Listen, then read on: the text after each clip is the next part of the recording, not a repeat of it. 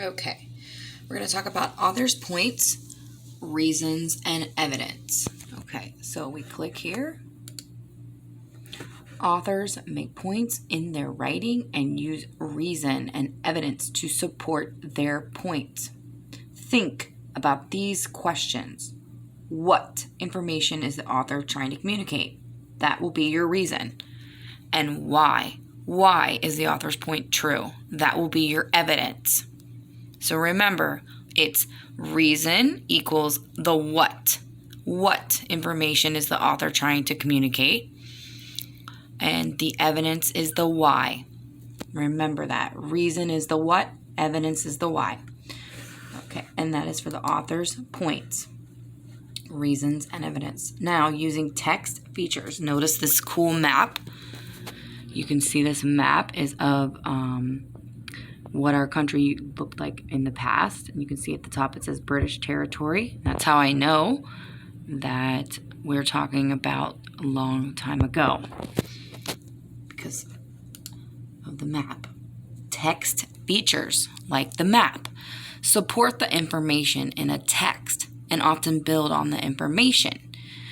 To use text features to solve a problem or find an answer, follow these steps. Find the location of the information. Find the information. So the text feature is the map. And if you were asked a question about the map, you could say that you know that the Northwest Territory is now, I believe that's like Michigan and Wisconsin. Also, the Louisiana Territory, that is Spanish territory, is no longer Louisiana Territory. This is an old map. This is an old text feature, an old map. Okay. Using multiple sources to speak or write about a topic. I'll say it again. Using multiple sources to speak or write about a topic. Writers gather information from more than one source to answer a question. First, they gather information. The next step is to organize the information. And you can go online or you can look in books or get dictionaries for certain things that you want to look up. Then they prepare to write or speak about the topic. Okay, this time we spoke about the role of women in the Revolutionary War.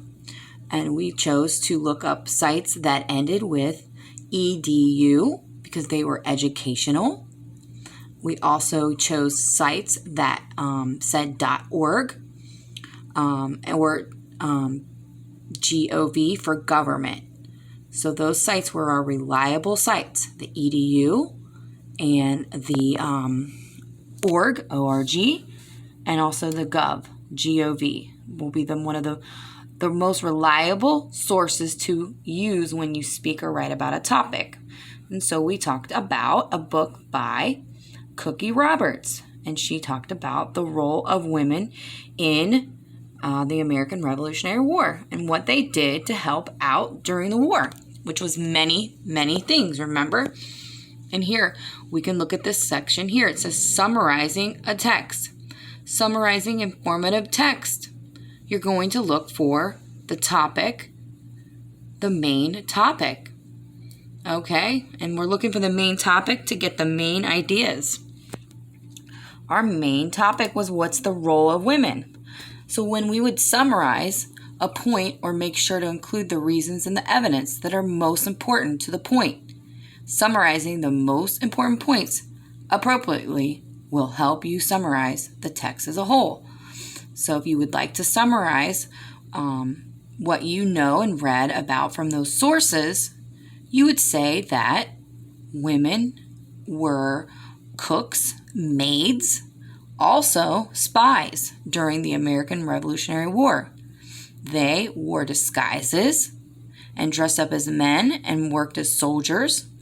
They also helped as nurses in the army. So they had a lot of different roles because of what was going on during the time that the British were trying to take us over.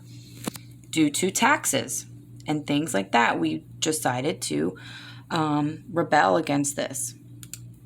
And then we wrote about it. And this is called informative writing. And you chose to have an introduction, which has a hook.